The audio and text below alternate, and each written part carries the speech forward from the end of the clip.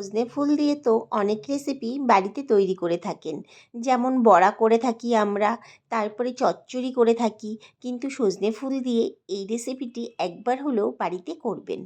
আমি এখানে পরিমাণ মতো সজনে ফুল ভালো করে বেছে পরিষ্কার করে নিয়েছি। এখন ভালো করে ধুয়ে নেব।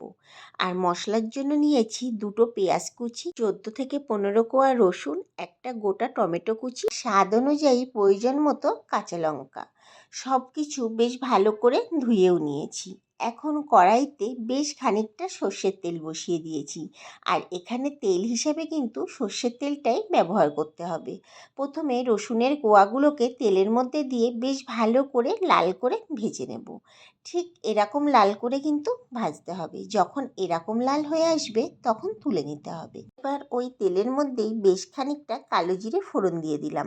কালো জিরে থেকে যখন সুন্দর একটা গন্ধ বেরিয়ে যাবে, এর মধ্যে পেঁয়াজ কুচি, টমেটো কুচি, কাঁচা লঙ্কা সব কিছু দিয়ে দেব পরিমাণ মতো লবণ এবং পরিমাণ মতো হলুদ। এবার সব কিছু বেশ ভালো করে নাড়াচাড়া করে নেব।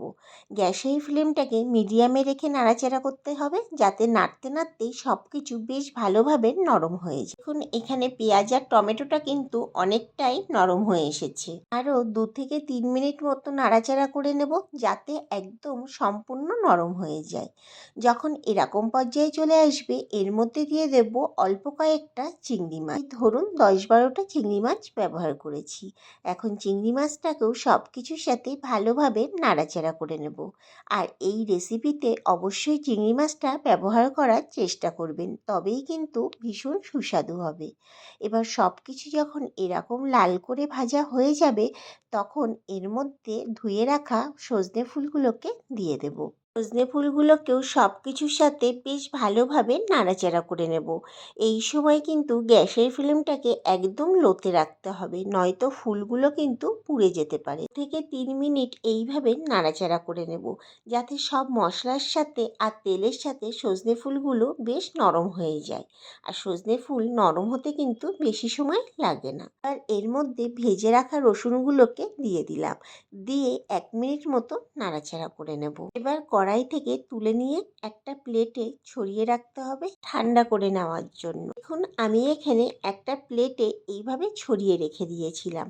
ঠান্ডা হয়ে যাওয়ার পর চলে আসলাম। একটা মিক্সির ছোট জার নিয়ে নিয়েছি। এর মধ্যে সব কিছু দিয়ে দিলাম, যেগুলো ভেজে রেখেছিলাম চিংড়ি মাছ সমেত। আর সব কিছু ভালো করে পেস্ট করে নেব। দেখুন পেস্ট করে নিয়ে চলে এসেছি। দেখতে ঠিক এরকম হবে। এর মধ্যে দিয়ে দেব বেশ খানিকটা কাঁচা সর্ষের তেল। ভালোভাবে মিশিয়ে নিয়ে একটু লবণটা চেক করে নেবেন। আর আপনারা যদি মনে করেন একটু মিষ্টি দেবেন, তাহলে বাটার সময় সামান্য একটু মিষ্টি ব্যবহার করতে পারেন। এবার গরম ভাতের সাথে পরিবেশন করুন। এরকম সজনে ফুলের বাটা দিয়ে গরম ভাত খেতে কী যে সুস্বাদু লাগে, একবার হলেও বাড়িতে তৈরি না করলে বুঝতে পারবেন না। আর ভিডিওটি ভালো লাগলে আমার চ্যানেলটিকে সাবস্ক্রাইব, আর ফেসবুক পেজ থেকে দেখে থাকলে পেজটিকে ফলো করে দেওয়ার অনুরোধ রইল। দেখা হচ্ছে নতুন একটি ভিডিওতে।